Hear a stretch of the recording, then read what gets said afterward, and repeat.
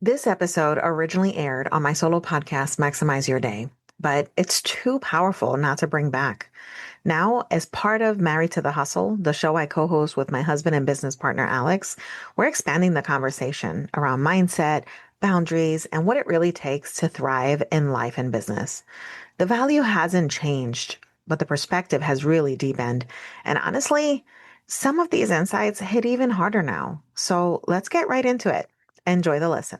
Hello, everyone. I am so excited to be able to share with you an interview that I had with Eugénie Ducatel.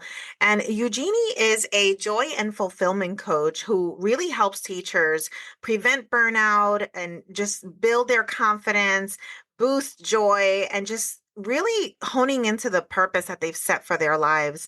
And so I had an amazing pleasure to be able to record with her an interview, and I can't wait to be able to share it with you because you will see that if you follow her, and you're going to be able to follow her, you'll see the information in the show notes. If you follow her, you will be able to spot who she is on social media immediately because of the joy and just the happiness that she just portrays. And I just absolutely loved this interview. So go ahead and listen in. Welcome back to the show. So today I have the joy and pleasure of interviewing Eugénie Ducatel. And I loved working with her at several points in my life. We met through IPEC. And so we're both certified coaches through IPEC. And there was something about her that we just connected in one of our group coaching programs, and we just hit it off ever since. And so I can't wait for her to share her story. And so, Eugénie, go ahead and introduce yourself. Yeah, hi. Thanks, Jessica. Yes, it's always been a pleasure to connect with you. So, my story is kind of simple in a way. I am a high school teacher by trade, and I'm a former people pleaser, and I used to experience, mental health doubt, and so that made it sometimes difficult at work because I basically became a perfectionist to get approval, to seek approval, and in the teaching world, that's impossible. You can't get everyone's approval, so I just ended up falling into this cycle of working incessantly at lunch hours, after school, during weekends. People knew my first name at Starbucks at 6 a.m. on a Saturday morning. And so, yes, I experienced a professional burnout in 2018. And I had to radically shift my perspective into health because I realized very quickly that without my health, I had nothing. And so I had help, with therapy. But the one person who really helped me was a life coach, and who was recommended by one of my colleagues. And I had basically never heard of a life coach, to be honest with you. It Mhm. was a very obscure thing, but he really helped me move from a place of just discontent, anger, into a place of empowerment and health. And I learned some strategies. And then after that, I thought, well, this is an interesting thing. I want to be that person who supports others in incredible health and joy so that they can enjoy their time on this beautiful planet, right? There's just no point in suffering if there's ways that you can rekindle your passion, put a little bounce in your step, Yes. and smile through your day. So I became a certified life coach, and so I've been working on that for the last 2 years now. And so I have clients, I'm building programs, I've done speaking engagements in universities for teacher candidates. I have an exciting program for first year teachers in September.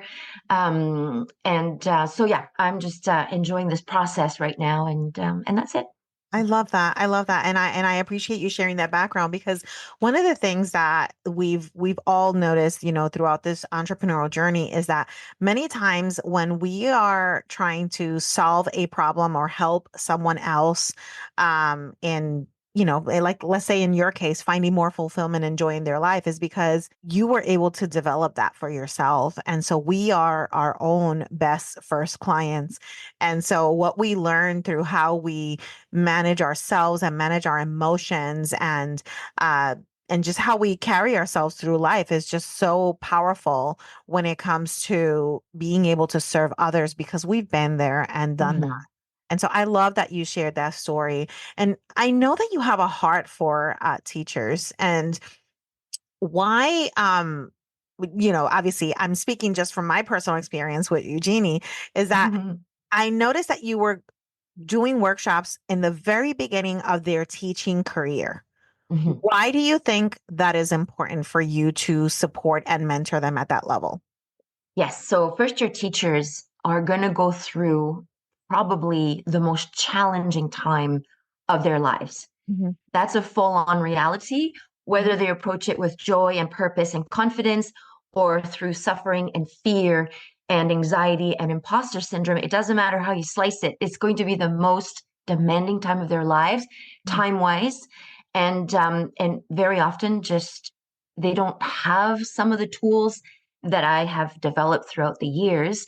And oh my gosh, Jessica, honestly, if somebody had helped me out in the beginning, I would have avoided so many pitfalls. I would have avoided a lot of hurt. So I want to be that person who holds their hands, but also gives them the tools that I now possess in communicating in an empowering kind of way with difficult parents, with difficult students, Mhm. how to have empowering language around asking for help. So, releasing a lot of limiting beliefs that if you ask for help, you are going to be seen as an incompetent teacher. Mhm. So, basically just raising their energy levels into a place of opportunity, cooperation, strong communication skills, and definitely releasing so much fear and anxiety around that first year teaching. And also, let's be honest, I would really like them to have a tiny bit of a life outside of school, which seems to be again, a limiting belief that if you're a first year teacher, you will live, breathe, sleep, drink teaching. And Yeah. so, part of that is mainly true, but there's also a really important component that your brain needs to reset into doing things that that person loves to do outside of school. So basically avoiding pitfalls but being prepared and having those tools that will save them time, that will save them anxiety, and that will prevent some of those pitfalls that we do fall into in our first year teaching. Yeah. And so since you brought that up so quickly on, some of those pitfalls, what are those pitfalls that they Okay. experience in the first year of teaching? So yeah, some of the pitfalls are definitely the limiting beliefs that they Mhm. go in. Mhm. They assume that if they do certain things that they're going to be seen as less competent. So there's what we call in coaching the gremlin, that little voice that tells them that they're not good enough, and it's ego based. And so in order to appear like they're competent, they're going to stand in their own way. And one of the biggest ones is definitely, which is an ego thing, right? So if they can release that ego and learn to just be more self-compassionate and realize that it is their first year teaching, then they will be able to reach out for help. And in this day and age, the course materials already exist. Someone has already taught whatever it is that they're going to be teaching that year. So it's just that little step of, hey, hi. So, how to have the social skills to go ahead and look for what I call the dream team, the people who are going to be there for them, the people who will have the material that is already set up, that is already created, lessons plans and everything, and just ask for help. So that's one of those like very basic things to do, but it's shifting them in that limiting belief that they will be seen as competent people by asking for help, right? It's like almost Another like who's in your tribe, right? Like yeah, who's in your who tribe? yeah, I love that. I love that. I talk about that all the time. I Who's your know. closest five? And nobody does it alone, Jessica, Yeah. especially in a school, right? You're going to need the team. You're going to need your colleagues. You're going to need the help from the librarian because Mhm. she holds or he holds all the secrets to where the books are, who teaches what at what level. You're going to need the help of the secretaries big time. So you make sure you get in with those secretaries and validate and appreciate all the work that they do. The custodians, they know where everything is in the school. So, you get friendly with them as well. And so you basically get together, even the principals, right? The administrators, the EEDs, so the special ed teachers who will know which students have special needs and they will be able to come into your class to support you.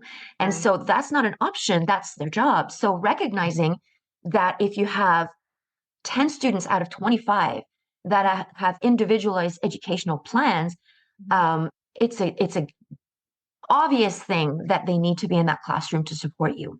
And so that's one thing. So the another pitfall is dealing with parents and fearing communicating with parents. So the fear around, oh no, and resisting and putting off, so putting off communicating with parents. And so that is something that I want to encourage them, that no, this is an opportunity to support that child and to support you in being the best teacher you can be. And so to not put that off, because then it just gets worse and worse and worse. And it's better to nip it in the bud right away and say, I'm on it. Let's communicate about this. Let's make this about the child and me being the best teacher I can be. How are we going to do this? Right. It's about also, to be honest, one of the pitfalls is to think that you can manage a difficult parent on your own in a tiny little room in the school. That is not a healthy thing to do, because I have been really severely put down by parents, criticized, and it was very traumatic for me. And it's not necessary. So even if it's all you have is the support of a colleague, every year a teacher has a plan that they work on. So for a first year teacher is how to communicate optimally with a parent to support students. And so that can be said right away to explain the other person in the room, to monitor the quality of the conversation and make it a collaborative, empowering, solution-based instead of blaming and angry in that kind of environment. So that was a big pitfall for me. Wow. And of course, the main pitfall of all is, yes, you're going to work, but you're not on your own. And self-care is absolutely crucial. So don't sacrifice your sleep, take days off, and not sick days, take health days. And so again, the limiting belief that if you're taking days off, you're not a competent teacher, that you should be able to, and this is important, I'm going to put this in quotes, you should be able to take it. That is such a punitive, mean, wow, judgmental thing that teachers do unto themselves. And so why is anybody taking it on their first year teaching when they could be taking a health day? It usually involves, to be honest, grading papers or prepping. And so it's a day off that is not really a day off, but there's going to be so much work that it's okay to take a few days to catch up. Nobody's going to judge you. And if the kids at school end up watching podcasts or, short films or do some research on their own, there is nothing wrong with that. Nobody's going to see them as a bad teacher. Yeah. Yeah. Those are some of the pitfalls, right? Yeah, I love that. And I love how you close it with self-care, because obviously the first three, they make total sense.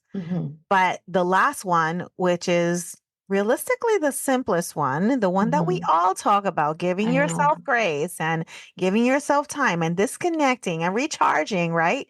Is the one that we do the least. Exactly. Yeah. And it's so necessary. Exactly. And in teaching, as you know, through our coaching school, teachers are full on level 4 people. They're all about service.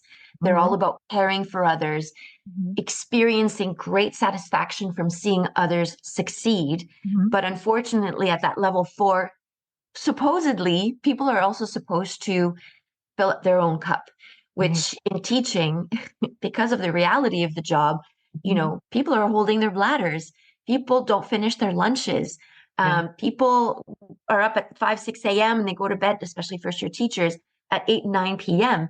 And so how do you take care of yourself in circumstances that basically do not promote healthcare? If I may say something even really highly controversial, schools are made to burn people out. So how do you set yourself up for success in a system that is not made for self-compassion, in a system where there's a lot of judgment, in a system that promotes provincial testing, in Canada is provincial testing, and schools are highly, highly criticized if the results are not high. So all this falls onto the shoulders of a teacher. It is insane pressure.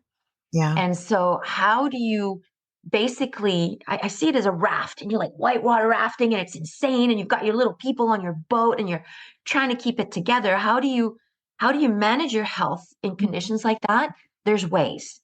And the number one way is to recognize that the teacher is the core person in their lives. They have to put themselves first. Once that mind shift happens, everything falls into place. Classroom discipline, even, like, especially as a high school teacher, it's, knowing how to say, hey, kid, right now, you're on my last nerve. So you're Hmm. asking, you're working with me right now or you're working against me, and Wow. putting yourself first so that you can provide quality education for everyone else in the classroom, Hmm. knowing that you will also figure out what's going on with that one student. And Yeah. it's usually because they're not engaged. There's reasons, right? So again, and Yeah. this is, I'm smiling because I'm like, oh my gosh, this is lacking in universities. And I'm working with professors in different universities in Canada right now.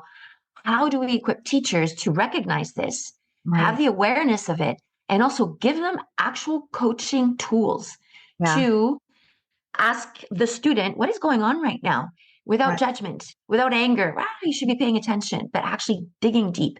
And same thing with the parents, recognizing that it's not easy being a parent to a teenager who is not doing as well as they could be, right? So there's Yeah. all this beautiful, supportive coaching techniques that will support everybody, the teacher, working with difficult colleagues. This happens too, right? How Yeah. to avoid difficult colleagues. To be honest, Hmm. some of them are just energetically not going to support you.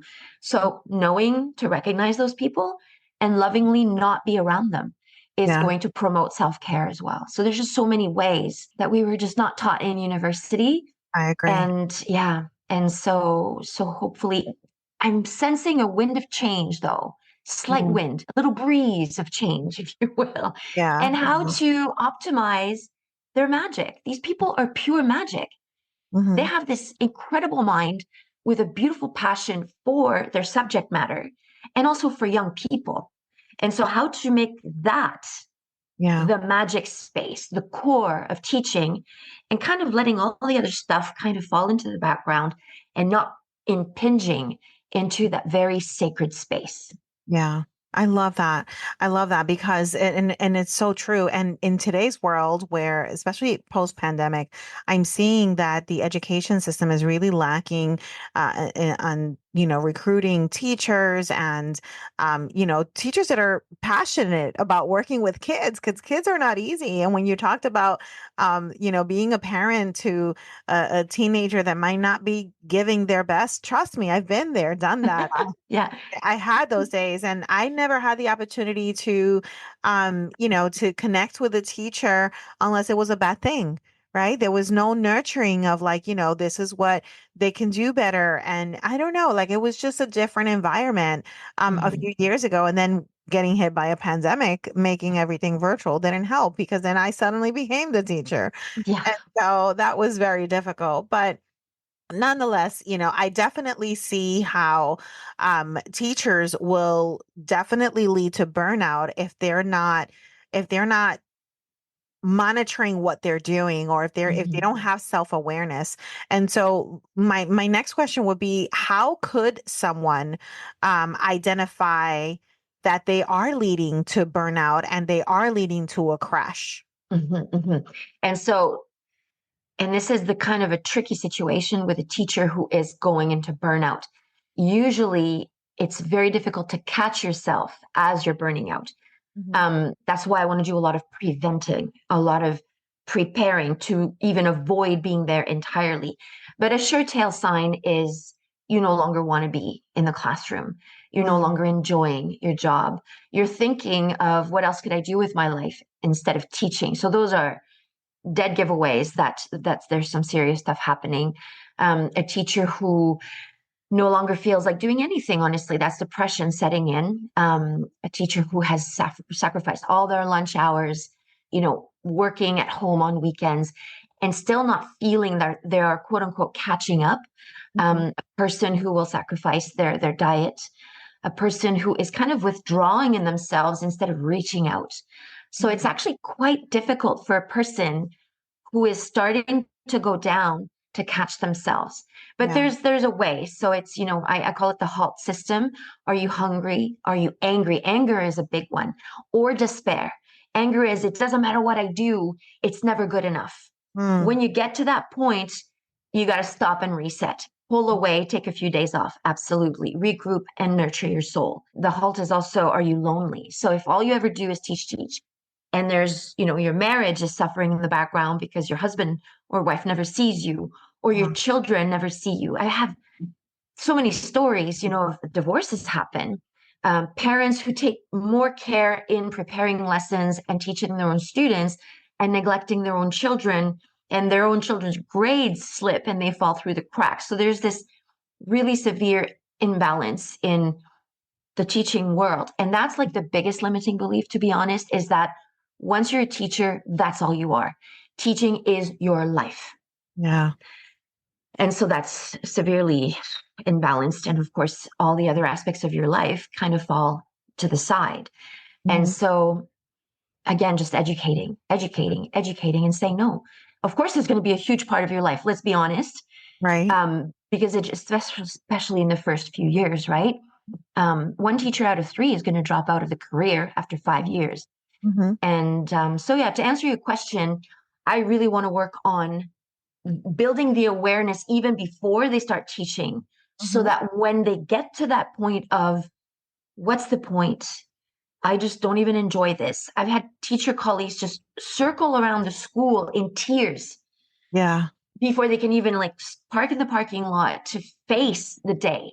So Yeah. even before you get to that, you know, plastering a smile on your face.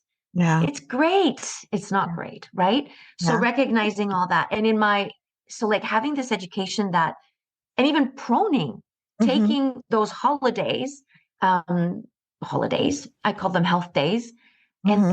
and just like planning for a massage, because teachers have benefits. Wait for it.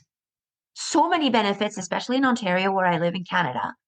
They never use them because Yeah. they're too busy. Hmm. So, those health days could be getting those massages, and then also planning for therapy ahead of time, Hmm. because you're like, but I don't need a therapist. But you will. You will need to talk to somebody who is not in a school, or a coach, such as myself, who can Hmm. help you see straight into the turmoil of the day so that you can bring some calm into that, right? So Yeah. I really believe in building the awareness, building the person to realize that they are number one in their lives, and then watching out for those signs so Hmm. that they can experience all of the joy that teaching can bring, right? And Oh, not the well, fear and the anxiety and and and the BS, to be honest. There's so much of it. I love that. And Eugenie, what are some practical steps that they can take? Say that they're feeling everything you talked about in the halt your halt method. Yeah. Um, what is something that they can implement today? Today. So today, right now, like, because I'm going to be starting my program mid-August, because I want to start them before school even starts. So Mhm. today is, already setting up a plan of self-care. Yeah. So finding a therapist even before school start, Hmm. finding a massage therapist even before school start, setting up on the schedule. They will do this in their first few weeks of school, Hmm. because usually other teachers will be teaching maybe the same class. And even if they don't, set up every 3 weeks a day off.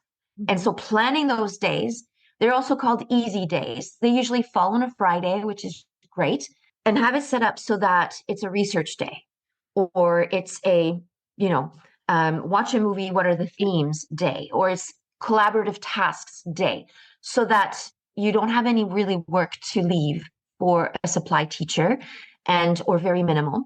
And also it's an easy day for students. So the steps to prepare for all that is, yeah, that's what I want to do. Is I want them to have the awareness, and I really want them, I will be, not just want them, I will be working on limiting beliefs, dismantling those right away, right? And also explore their own perfectionism, because I mean, teachers are all perfectionists, let's be honest. Yeah. They're all A I'm a type recovering achievers. perfectionist Yeah, myself. So. me too, me too. And it's work, it's always work. It's not something that you achieve overnight. Absolutely. And it's, releasing this idea of you're going to have an Oscar nomination class every day, 3 times a day. Mhm. Let's make it a good class instead of a great wow class, right? So Mhm. checking in with your ego, checking in with the inner critic, because there's going to be just having the awareness that there's the outside pressure Mhm. and how to roll with it. But there's also, and more importantly,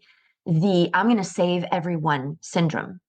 Yeah. And there's going to be, and if I can't, I'm a failure. So this like black and white thinking. If Mhm. I do this, I'm a good teacher. If I don't do this, I'm a terrible teacher. And kind of give this compassion of being in the zone in between. I don't want to call it the gray zone because it's actually a very happy zone. It's a happy zone to not be stuck between black and white and to be in the human. I'm doing the best I can. My students are doing the best they can. The parents are doing the best they can. Mm-hmm. And releasing all of that really, really heavy energy, draining energy of judgment Mm-hmm. towards ourselves and towards others. So, really educating, building the awareness, and having that mindset of compassion, like teaching them even just affirmations, um, teaching them even how to meditate just 5 minutes before. I always have the Hussein Bolt, you know who he is, right? The 100-meter sprint from Jamaica in No. in in the Olympics. I always go for the 100 meters because it's just like so amazing to watch. It's like, Mhm. on your marks, get set. The gun goes, and the guy runs his 100 meters in like less than 10 seconds. He's amazing. But Wow. teaching is like that. You start your day full on like adrenaline, and it's just so no. Start your day with 5-10 minutes of silence and peace because the day is going to start soon enough, by the way, and it's going to be busy. But having this peaceful foundation of today is going to be okay, and just breathing into that and releasing the anxiety around today. I can face any challenge. No one's going to die today, right? And having this, I'm doing the best I can. So practicing this tiny bit of meditation before it all starts. And of course, exercise is so important. And a teacher might not be able to do 3 hours of exercise a day. Let's be honest, I don't think that's realistic. But Mm-hmm. squeezing in a nature walk, squeezing in a half-hour yoga online so they can even, there's gyms in high schools.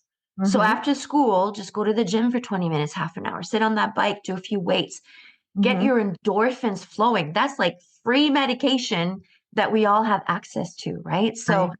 how to set yourself up for that? I Teaching love me, it. right? Yeah. Love it, love it, love it. Oh my gosh. And it's crazy because it's even given me a different perspective about the teachers that my children had. It's like, yeah, if I couldn't handle two at home, I can't even imagine how they handled, sometimes 20, sometimes 30 in a classroom, right? Hmm. So I think that definitely is giving me a different perspective. And so Eugenie, I heard you say something. You have a program coming up soon, and Yes.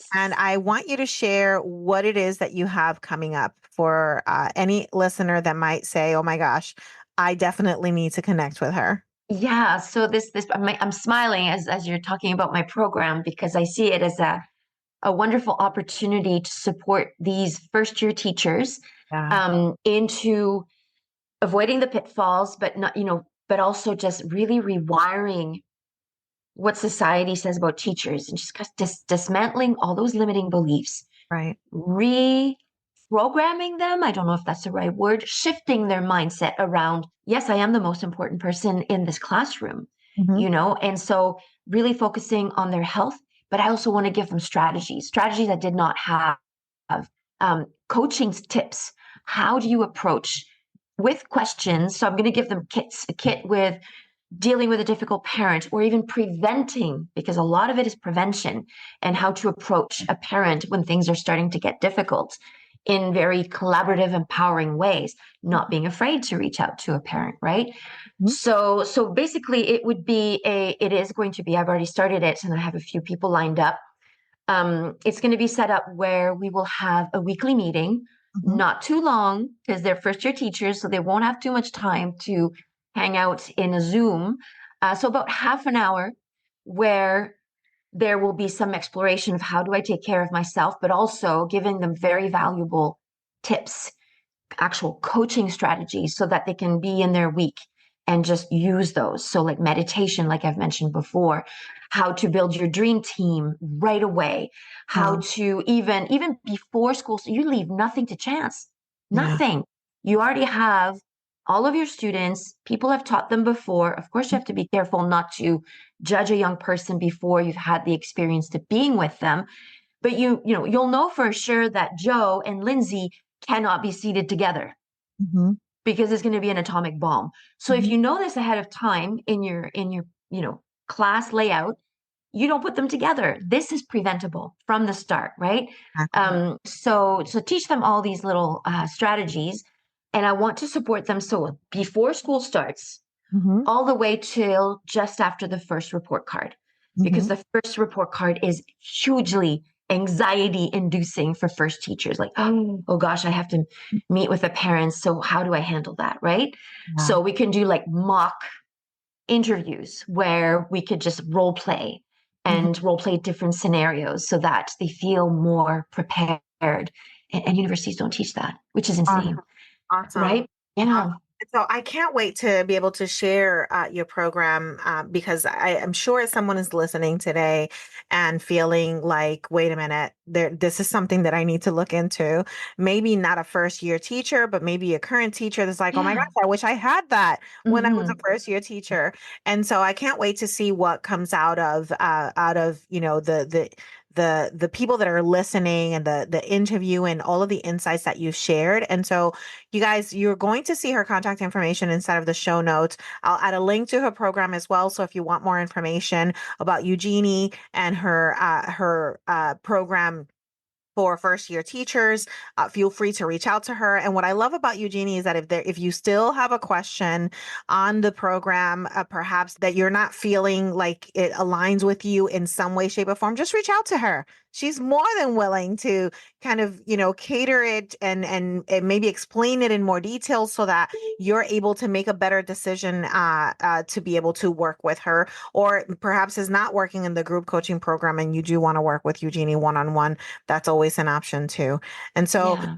oh my gosh, Eugénie, this was so fun. And I really appreciate all the insights. I'm definitely going to take note of your HALT method because I think Yeah. it's powerful, not just for teachers, but, for any of us. And Mhm. so I would like for you to share my final question that I always ask my audience. And it's how do you personally maximize your day? Yeah, so thank you. That's a great question. So, how I maximize my day is definitely because maximizing your day means you're not wasting time and you're focused, right? So, in my case, it's practicing meditation, Mm, exercising, and sleeping.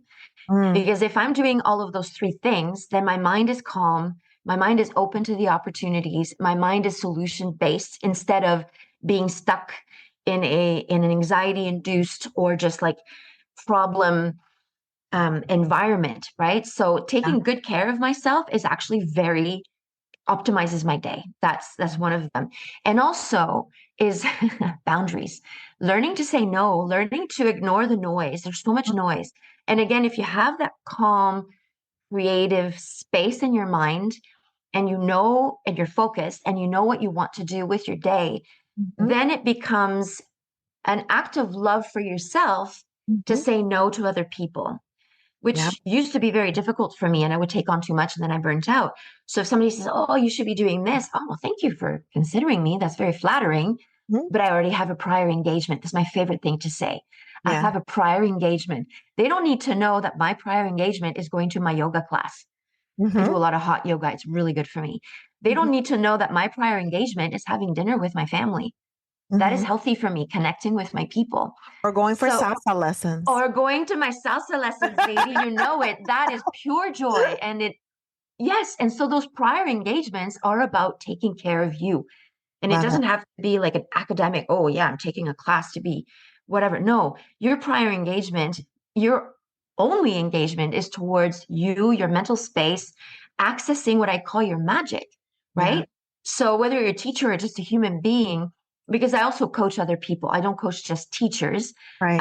I coach people into developing those healthy boundaries so Mhm, that they can create this healthy space for themselves mhm. and build this confidence and compassion for themselves. That's truly what I do. Like you said, I'm a joy and fulfillment coach for teachers, but Yeah. also just for anybody. So I do have one-on-one clients that are dating right now and need some help with that. So it has nothing to do with teaching, but they're experiencing great success as well. So Love that. Love that. yeah. Awesome. So it was so fun having you on my show today. I was really Thank you, looking forward. Jessica. Me too. I love Well, it. thank you so much for being here and for sharing with my audience. Yes. And I just want to say that, for me, you are also a very inspiring figure in my life. And I'm so glad that we got to connect through our coaching school through IPEC. And we've had multiple opportunities later. You've even supported me with your coaching to build my speaking engagements. So that was really, really helpful. And so, yeah, I just wanted to thank you as well for being so awesome. I appreciate you. Thank you, Eugénie. You're welcome.